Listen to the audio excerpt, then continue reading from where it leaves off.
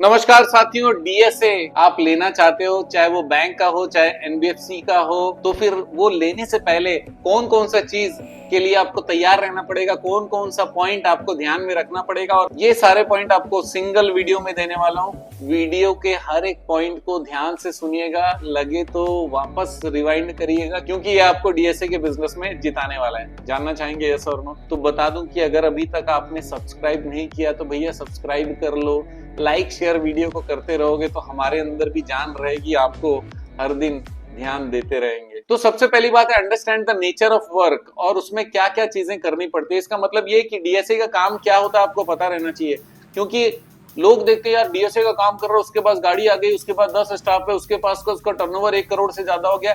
बिल्कुल हो गया सर, लेकिन उसने उसके लिए क्या क्या किया आपको पता रहना चाहिए। नेचर ऑफ वर्क आपको पता रहना चाहिए, कोऑर्डिनेशन कितना करना पड़ता है आपको पता रहना चाहिए, एम्प्लॉय का क्या काम होता है आपको पता रहना चाहिए, कहां पर कौन सा चीज कंपलसरी है करना ही पड़ेगा, कौन सा चीज वॉलंटरी है जो करने से अच्छी बात होगी।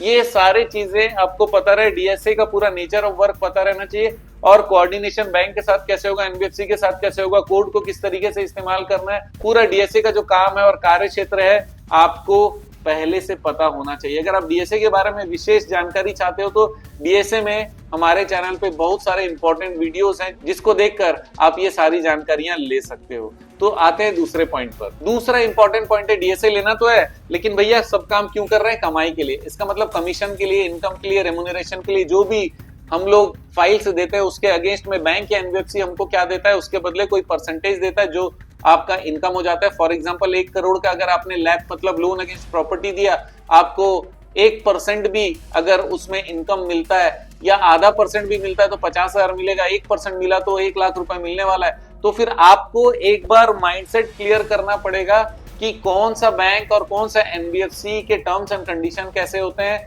और उसमें ग्राहक को आसानी से लोन मिल सकता है कि नहीं लोन मिल सकता है, और उसी के साथ में आपका कमाई कितना है, आपका कमीशन कितना है, ये भी आपको पता रहना चाहिए। और ये पता कर लीजिए, पहले कंपेयर करने के बाद ही अप्लाई करिएगा। आप ये मत सोचो यार सब जगह अप्लाई कर देता हूँ, जो दे देगा उसका काम कर देंगे, ऐसा नहीं है।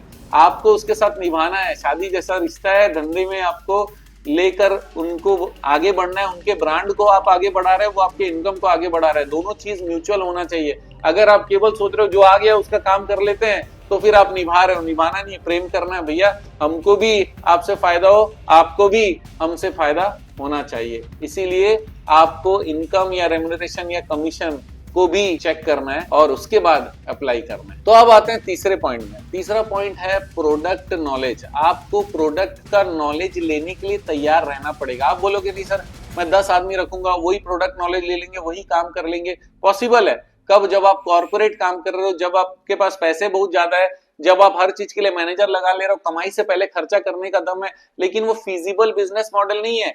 किसी को अगर 1000 करोड़ भी जाना है तो पहले दिन कम से कम उसको मार्केट में खुद उतरना पड़ेगा, अपने तरफ से उसको आगे बढ़ना पड़ेगा, खुद सारे काम एक बार तो करना ही चाहिए। मैं आपको बताऊं कि माइक्रो फाइनेंस निधि, ये सारी कंपनियों के बारे में जो मैं नॉलेज देता हूं, फाइनेंस के बारे में नॉलेज देता हूं, अनसिक्योर्ड बिना लाइसेंस और लाइसेंस वाले मनी लेंडिंग का भी मैं नॉलेज देता हूं, लेकिन मैंने खुद ये सारे काम पहले किए हैं और उसके बाद मैंने देखा है कि उसमें क्या सुविधा क्या असुविधा है। उसके बाद जाकर मैं आप लोगों को एक परफेक्ट कॉन्फिडेंट नॉलेज देता हूं, इंफॉर्मेशन देता हूं।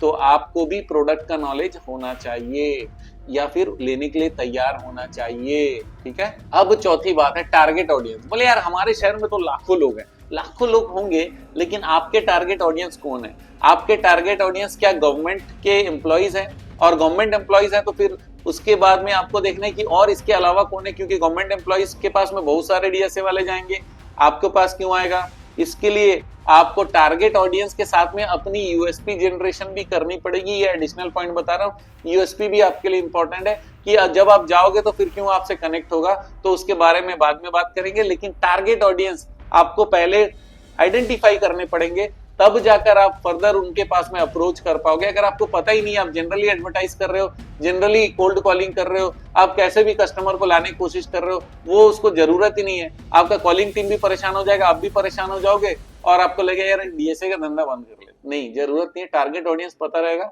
आप सीधा टारगेट में पहुंचोगे, राइट। पांचवा बहुत इंपॉर्टेंट पॉइंट है कंपटीशन।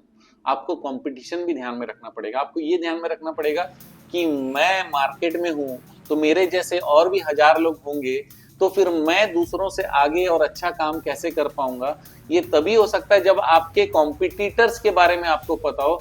और ये पता कैसे चलेगा? थोड़ा सा आप मेहनत करेंगे, थोड़ा डिजिटली जाएंगे और थोड़ा सा लोगों से मिलेंगे, लोगों से जानकारी लेंगे तो पता चलेगा। और एक जरिया है, जब जब आप फाइल लगाओगे तो आपके कस्टमर के पास 2 4 6 लोग जो पहुंचते हैं उनके बारे में आपको पता चलेगा, तो आपको कॉम्पिटिटर्स भी मालूम चलेंगे। तो ये जो कंपटीशन होता है, ये कंपटीशन के बारे में अगर आपको इंफॉर्मेशन है, जानकारी है, कंपैरिजन है और आप अपने प्रोडक्ट और सर्विसेज को बहुत अच्छी तरीके से जानते हो, आपके प्रोडक्ट में, आपके बैंक में, आपके एनबीएफसी में जिसका आप पिचिंग कर रहे हो वो ज्यादा अच्छा क्या देता है, और साथ में आप कंसल्टेंसी मॉडल को अपनाते हुए सामने वाले की मदद कर रहे हो, तो फिर आप कॉन्फिडेंटली कंपटीशन के आगे जरूर जाओगे। 6th पॉइंट है डॉक्यूमेंटेशन। अगर आपका डॉक्यूमेंटेशन पावरफुल है ना बॉस, तो कस्टमर आपके साथ में लगा रहेगा और जब भी आप डॉक्यूमेंट्स अपलोड करोगे तो आपके फाइल कम रिजेक्शन होंगे। देखिए, कस्टमर के साथ में आप एक बार में मैक्सिमम डॉक्यूमेंट का डिस्कशन कर लेते हो, 99.99% सारा चीज आप ले लेते हो, आपको डॉक्यूमेंट की भी समझ है और ये लेने के कारण कस्टमर को लगता है यार क्या नॉलेज है। और साथ ही साथ में जब आप लॉग इन करते हो या देते हो बैंक और एनबीएफसी को सारे फाइल को रेडी करके, वो जब देखता है यार क्या सही इसका पेपर वर्क है, तो इसके कारण आपका डॉक्यूमेंटेशन के बारे में लोगों का ख्याल चेंज हो जाता है। लोगों को लगता है यार क्या सही डॉक्यूमेंटेशन है, तो ये जो भी लाता होगा ना तो उसका पेपर सही होता होगा। विचार बन जाएगा, ब्रांड बन जाओगे अगर डॉक्यूमेंटेशन पे ध्यान दोगे। साथ ही साथ आप अपने ऑफिस में भी कस्टमर का पूरा डिटेल जानकारी, जो पेपर्स आप दे रहे हो उसकी एक कॉपी जरूर रखिए ताकि बार बार आपको कस्टमर से मांगने की जरूरत ना पड़े। तो डॉक्यूमेंटेशन बहुत ज्यादा इंपॉर्टेंट है। 7वां पॉइंट है सीआरएम, मतलब कस्टमर रिलेशनशिप मैनेजमेंट। आप नए नए खोज करने जाओगे, नए नए कस्टमर लाने जाओगे, ठीक है वो तो करो, लेकिन साथ ही साथ में जो कस्टमर को आपने ऑलरेडी अमेज किया हुआ है, खुश किया हुआ है, उनको सपोर्ट किया हुआ है, हेल्प किया हुआ है, फाइनेंस किया हुआ है या उनसे कनेक्ट हुआ हो कभी ना कभी, जरूरी नहीं कि फाइनेंस कंप्लीट हुआ हो, उस समय हो सकता है आप मदद नहीं कर पाए, बाद में मदद कर पाओगे। तो सीआरएम मतलब कस्टमर रिलेशनशिप मैनेजमेंट का सॉफ्टवेयर रखिए। वो सॉफ्टवेयर में जो भी कस्टमर आपसे कनेक्ट होता है सारे की डिटेल रखिए। जब भी आपको कुछ ऑफर आता है, कुछ मैसेज आप करना चाहते हो कि ये वाला लोन अभी इतने सस्ते में मिल रहा है, ये वाला लोन में ये पॉसिबिलिटी है, हाउसिंग लोन के लिए अगर आप अप्लाई करना चाहते हो तो बार बार आप चाहते हो कि उनके पास नोटिफिकेशन जाए, मैसेज जाए, तो सीआरएम के थ्रू, मैसेज के थ्रू भी पहुंच सकते हो। अगर आपका कॉलिंग का टीम है तो कॉलिंग टीम भी उनको बीच बीच में कॉल कर सकती है। पुराने लोग जो कि अगर आपसे बिजनेस कर चुके हैं या फिर आपसे कनेक्ट हो चुके हैं, उनसे बिजनेस मिलना, उनसे रेफरल मिलना बहुत ज्यादा आसान होता है। आप एक बार करके देखिए, आपको फायदा जरूर होगा। 8वां इंपॉर्टेंट चीज है चूजिंग राइट पार्टनर्स। इसका मतलब डीएसए सही चूज करना है, बहुत इंपॉर्टेंट है। साथ ही साथ में अगर आप बिजनेस अकेले कर रहे हो तब तो ठीक है, लेकिन अगर आप उसमें भी किसी पार्टनर को ले रहे हो तो वो पार्टनर भी चूज करिए ध्यान से। ये डीएसए जिसका लेते हो बैंक या एनबीएफसी, वो भी आपका पार्टनर है एक तरीके से, क्योंकि बिजनेस तो उनके कारण आ रहा है, क्योंकि उनको आप दे रहे हो। और साथ में अगर आपके कोई पार्टनर बिजनेस में भी जुड़े हुए हैं तो ये पार्टनर देख समझ के लीजिएगा, ताकि आपके लिए जी का जंजाल ना बन जाए, केवल आप काम कर रहे हो वो मजा कर रहा है ऐसा ना बन जाए। कोई भी यहाँ पर बैलेंसिंग का इशू नहीं रहना चाहिए। पार्टनरशिप में हमेशा क्लियर रहिए कि आप क्या करने वाले, वो क्या करने वाला है और आप लोगों का फाइनेंशियल डीलिंग या ट्रांजेक्शन क्या होने वाला है। तो 8वां पॉइंट था चूजिंग राइट पार्टनर्स, राइट। अब आते हैं 9th पॉइंट पे। 9th पॉइंट है लीड जनरेशन स्ट्रेटेजीज। आप लीड कैसे जनरेट करोगे उसकी स्ट्रेटेजीज आपको बनानी पड़ेगी। क्या आप सामाजिक सम्मेलनों में जाना चाहते हो, क्या आप ऑफर निकालना चाहते हो, क्या आप पॉम्पलेट डिस्ट्रीब्यूशन करना चाहते हो, क्या आप होर्डिंग में जाना चाहते हो, क्या आप न्यूज़पेपर में एडवर्टीजमेंट देना चाहते हो, क्या आप ओल्ड कस्टमर को कॉलिंग करा के उनसे नया लीड लेना चाहते हो, रेफरल कस्टमर लाना चाहते हो। लीड जनरेशन की स्ट्रेटेजी राइट बनाना बहुत इंपॉर्टेंट है। मैं आपको बताऊं, इसमें जितने भी पॉइंट बोल रहा हूं ये पॉइंट इंपॉर्टेंस वाइज बहुत ज्यादा इंपॉर्टेंट है। और अगर आपको लगता है कि इसमें से कोई भी चीज आपको सीखना है तो फिर हमारा डीएसए का ऑनलाइन ट्रेनिंग चालू है, हर महीने होता है, उसमें आप ज्वाइन कर सकते हो। या फिर आपको फ्री में जानकारी चाहिए तो कमेंट करिएगा, कमेंट में जब हमारी टीम को सुविधा होगा तो उस पर रिप्लाई करने का प्रयास किया जाएगा। तो 9th पॉइंट था लीड जनरेशन स्ट्रेटेजीज। आते हैं 10वें पॉइंट पे। 10वां पॉइंट है digital marketing and social media. बहुत इंपॉर्टेंट है, क्योंकि ब्रांडिंग अगर है तो ट्रस्ट है, और ब्रांडिंग और ट्रस्ट तभी पॉसिबल है बॉस जब आप दूसरों के मोबाइल में पहुंचो, लैपटॉप में पहुंचो। मोबाइल में पहुंचना है तो डिजिटल मीडिया से अच्छा कोई साधन नहीं है। अगर आप एजुकेटर भी बन जाते हो, आप फाइनेंस के बारे में एजुकेशन भी देना शुरू कर देते हो और आपका टीम भी अपने संतुष्ट ग्राहकों के बारे में बताना शुरू कर देता है, आपके ग्राहक आपके लिए वीडियो बनाना शुरू कर देते हो, सोचो क्या जबरदस्त चीज है। बनाने से नहीं होगा, उसको फैलाना भी पड़ेगा, डिजिटल मार्केटिंग आपको करनी पड़ेगी, डिजिटल लीड जनरेशन भी पॉसिबल है, आप लैंडिंग पेज भी बना सकते हो, वेबसाइट के थ्रू भी जा सकते हो, पेड एडवर्टीजमेंट भी पॉसिबल है, लेकिन डिजिटली आपको एक्टिव होना पड़ेगा। जो मोबाइल में नहीं है, जो लैपटॉप में नहीं है, वो कहीं पर नहीं है, क्योंकि आज के दिन में आपको लगातार कनेक्टेड भी रहना पड़ेगा, ग्राहकों से नोटिफिकेशन भी देते रहना पड़ेगा और उनको फॉलो भी करते रहना पड़ेगा, उनसे फॉलो भी करवाना पड़ेगा खुद को। ये सारा कार्यक्रम डिजिटल मार्केटिंग और सोशल मीडिया के थ्रू पॉसिबल है और आपको करना है। 11वां पॉइंट है reputation building and brand building. आप देखिए, आप अपने वादों पे खरे उतरिएगा तो लोग आपसे कनेक्ट हो जाएंगे। अगर आपने यूएसपी बोला और वही यूएसपी में काम किया, लोग आपसे कनेक्ट हो जाएंगे, रेपुटेशन बनता चला जाएगा। अगर आपने बैंक को जितना टारगेट दिया उतना टारगेट पूरा किया, बैंक आपसे कनेक्ट हो जाएगा। अगर आपने एनबीएफसी को बोला कि सर मैं इतना केस जरूर कर दूंगा, इतने अमाउंट का केस जरूर करूंगा, और आपने कर दिया, आपका रेपुटेशन बिल्ड होता चला जाएगा। आपने कोई फाइल उठाई और आपने बोला कि भाई ये हो सकता है और होता गया, 99% हो रहा है, तो ग्राहक भी दूसरे को पकड़ के लाएंगे, यार ये बंदा बोलता है कि काम हो जाएगा तो मतलब हो जाएगा। तो ये ट्रस्ट भी डेवलपमेंट हो रहा है, ब्रांड भी डेवलपमेंट हो रहा है, क्योंकि आपने डिजिटल मीडिया भी साथ में लिया है, तो वो भी आपके ब्रांड को सपोर्ट करेगा। डिजिटल मीडिया ब्रांडिंग नहीं है, ब्रांडिंग का एक जरिया है, याद रखना। उसके अलावा बहुत सारी एक्टिविटीज करनी पड़ती है और हर एक्टिविटीज में सत्य और सत्य का प्रमाण देते चले जाना पड़ेगा, लोगों को बताते जाना पड़ेगा कि भैया देखो मैंने आपके लिए क्या किया। बोलेगा हाँ साहब बहुत बढ़िया काम किया, तो फिर रिकॉग्नाइज भी करो, अपने ग्राहकों के साथ कनेक्ट भी हो जाओ, उनको भी अवार्ड दो, रिवार्ड दो, उनसे भी मिलो, अपने आप को एक कॉर्पोरेट माइंडसेट के साथ में इस धंधे में लाओ, तो फिर आपका रेपुटेशन शानदार होने वाला है और लोग आपके ऊपर ट्रस्ट बहुत अच्छा करेंगे। 12वां इंपॉर्टेंट पॉइंट है कंटिन्यूअस लर्निंग। लगातार सीखना जरूरी है, लगातार आपको प्रोडक्ट सीखना है, लगातार आपको सेलिंग सीखना है, लगातार आपको कॉलिंग सीखना है। सर ये सब मैं सीखूंगा तो लोग कब सीखेंगे? आप अपनी टीम को सिखा दो। आपको सीखना है मतलब आपके पूरे मैनेजमेंट को सीखना है, जिसका जो काम है उसको उस चीज की ट्रेनिंग दिलवाते रहो। बोलना कौन सा चीज तुमको नहीं आता है, कम कॉन्फिडेंट है, उसकी ट्रेनिंग मैं दिलवाता हूँ, बात करने का कॉन्फिडेंस कम है तो उसकी ट्रेनिंग मैं दिलवाता हूँ।